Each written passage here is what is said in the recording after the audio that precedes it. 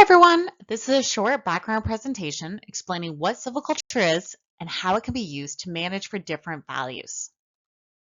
To begin, we'll start with the definition of silviculture.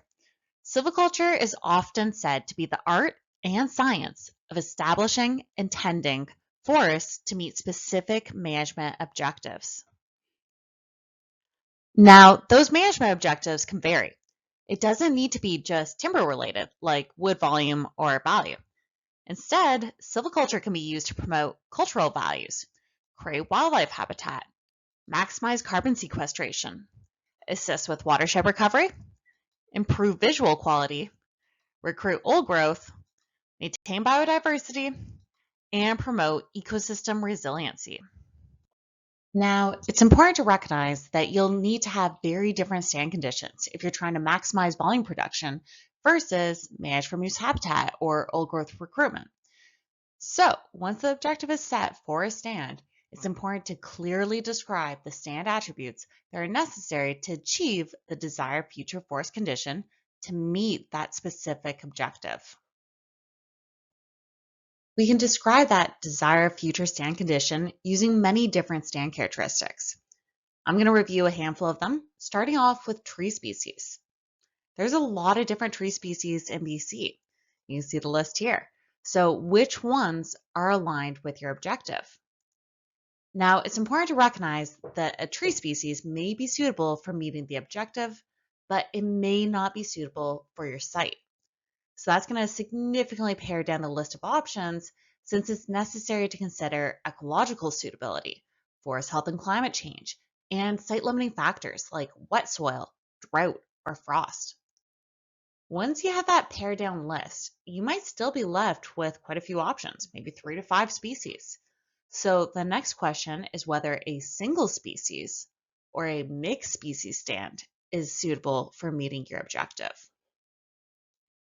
Next, when we're describing the desired future forest condition to meet the objective, it's important to capture the stand density. If you're working with a silviculturalist, you can actually start by sharing photos like these ones. If you're familiar with metrics like trees per hectare, that can also be extremely helpful. For example, this stand has about 1,500 trees per hectare, while this stand has about 8,000 trees per hectare. As another option, you can describe the spacing between the trees. So for example, in this stand, the trees are roughly 2.8 meters apart, whereas in this picture, the trees are 30 to 50 centimeters apart. It can also be important to describe the distribution of trees. You can have two stands with the same density, but they could be arranged in very different patterns.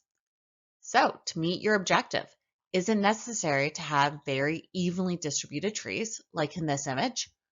Or would it be better to have more clump distributions, like these images or this photo? The distribution of trees can be important because it can impact the size and distribution of gaps, and these gaps can affect the amount of light that gets through to the understory. In turn, light levels can impact the quantity and type of understory vegetation, and you can see that in these photos. Next characteristic, we have tree ages. Now, to meet the objective, what age class structure is necessary? Is an even age stand preferred, like this one? Or is a 2H stand where there's an understory component and an overstory cohort like this one better? Or is an uneven age stand preferred? Also, at what age or ages can the required forest condition be produced? Then it's important to describe tree sizes. Can the objective be met with small trees? Or do they need to be big? Also, big is relative. A big tree for one species might be a small tree for another species. Similarly, a big tree growing at high elevation might be quite small when compared to low elevations. It's also relative to age. This tree is small in comparison to this massive cedar, but this tree is only 30 years old, so for its age, it's actually impressively big. So if you want to communicate about tree size, we often use diameter at breast height as a metric. All right, next we can describe the crown height. Is the required forest condition met when the crown is all the way down to the ground? Or does it potentially need to be lifted, like in this picture? There's many other attributes that you may wish to use to describe the desired future forest condition. But the last one I'm going to highlight right now is coarse woody debris. To meet your objective, do you need high levels of coarse woody debris like in this image, or low levels like in this picture? Also, if you want woody debris, should it all be downed, or do you want some standing dead snags throughout the stand? All right, I hope those slides help show how your desired future forest conditions may vary based on your objective and how you can describe your desired future forest condition using different stand characteristics. So you use all those different stand characteristics to describe the desired future stand condition to deliver your objective. What happens next? Well, the next step is projecting what your expected future stand condition will be if you do absolutely nothing, no treatments. Now, a silviculturalist can help with this step because they have a strong understanding of stand dynamics and all the factors that affect stand development. Now, if the expected future stand condition is not similar to the desired future stand condition, then something needs to be done. And that's where silviculture treatments come in. They can be used to grow or alter the stand conditions to nudge them towards that desired future stand condition through time. So I'll now provide you with a brief overview of the various treatment types that can help with that. All right, we're going to start off with pile burning. If you spend time on logging roads, I'm sure you've seen the big haystack piles in new logging areas before. Woody debris is piled to reduce the fire hazard.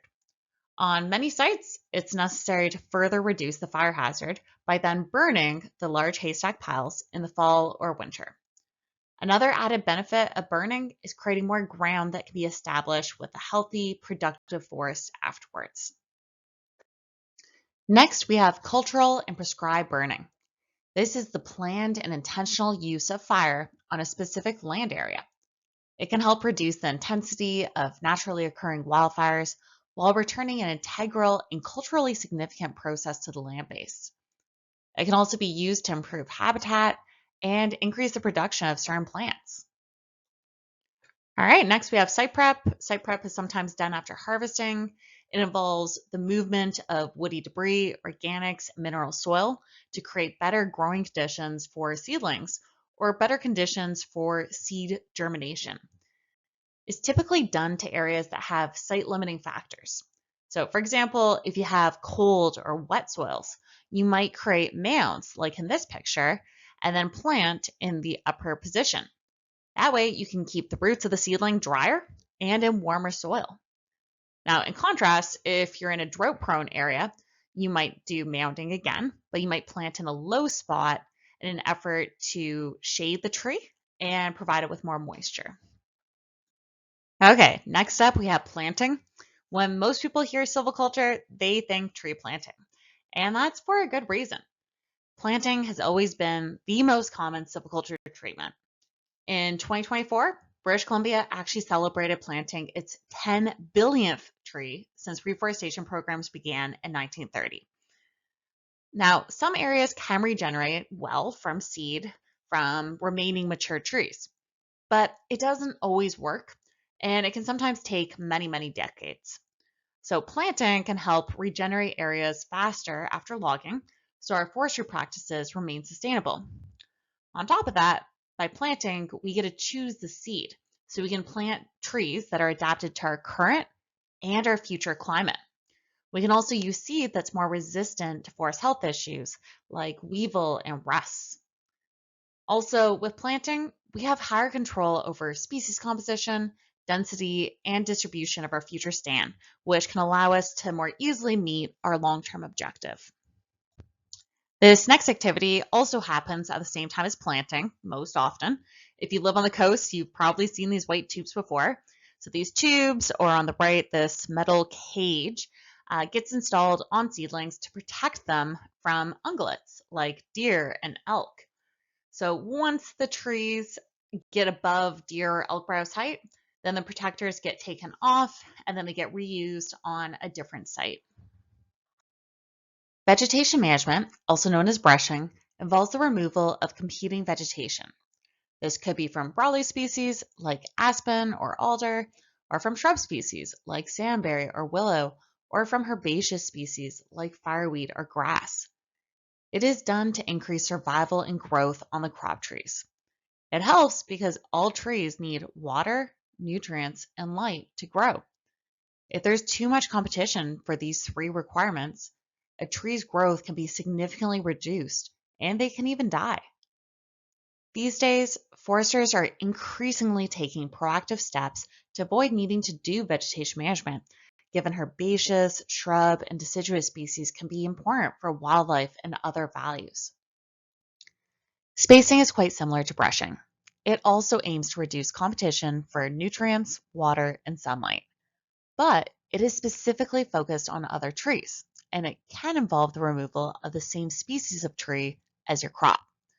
So for example, this is a coastal red alder stand, and it was planted at a very high density, and then it was thinned down to lower density.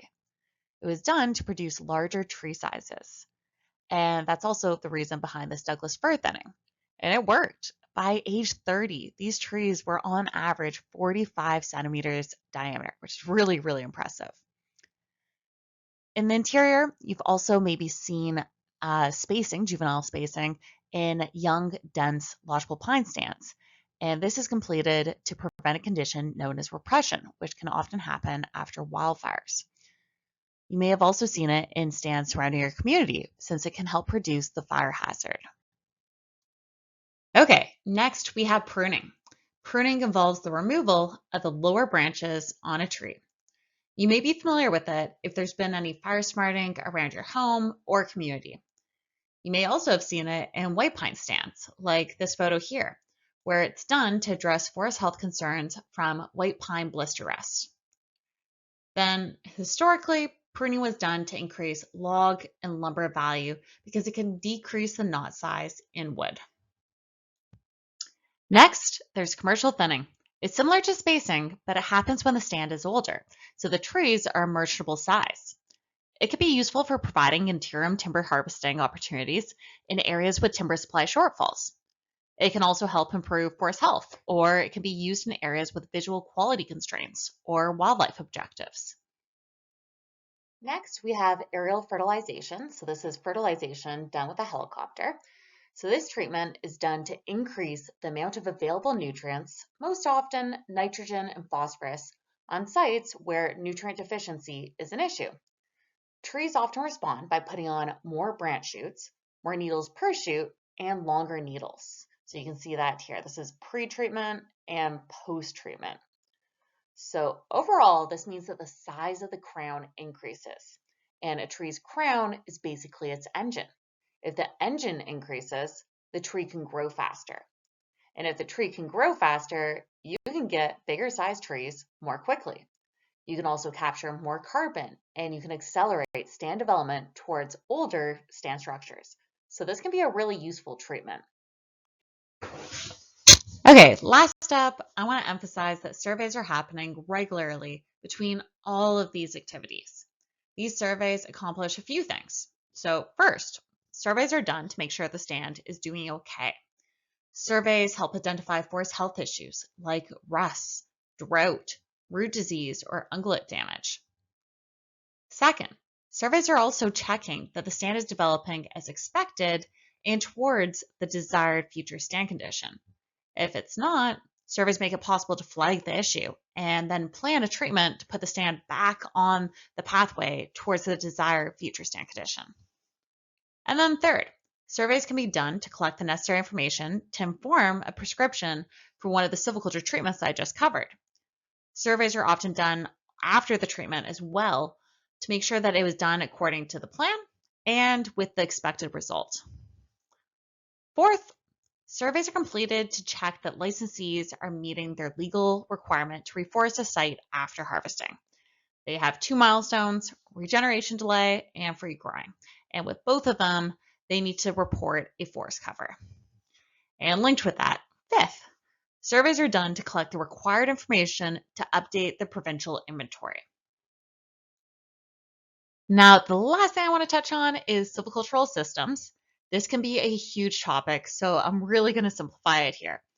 A silvicultural system includes a harvest phase, and the harvest method focuses on achieving stand structural objectives or regeneration. Different systems leave different quantities, distributions, and sizes of trees after harvesting. So the key thing to recognize here is that we don't exclusively control stand attributes through silviculture treatments that happen after harvesting. We can also control them through harvesting. We can create them by harvesting. The other key thing, we don't need to just clear cut. We can use other systems like shelter wood, single tree select, group selection, patch cut, retention. There's lots of options. All right, that's just a brief overview of some of the different silviculture treatment options. It's useful to understand how these various treatments can affect stand attributes of both the short and long term. On this slide, I have a handful of stand attributes that are commonly used to describe the desired future stand condition. And beside each attribute, I list the various treatments that can be used to achieve it. For example, if you want a clump spatial distribution to allow for the long-term production of forage species, you could plant in clusters, and then if those gaps fill in with natural regeneration over time, you could use juvenile spacing activities to thin them out. So to wrap up this presentation, the main takeaways are: 1, we manage for more values than just timber. That could be sapsucker habitat, old growth recruitment, or huckleberries. 2, different stand attributes are needed through time to achieve different objectives. So it's important that the desired future stand condition is clearly described. And 3, we can use silviculture treatments to create the necessary stand attributes to ensure the objective is met. So that concludes this presentation. I hope it was a useful introduction to silviculture, and thanks so much for watching.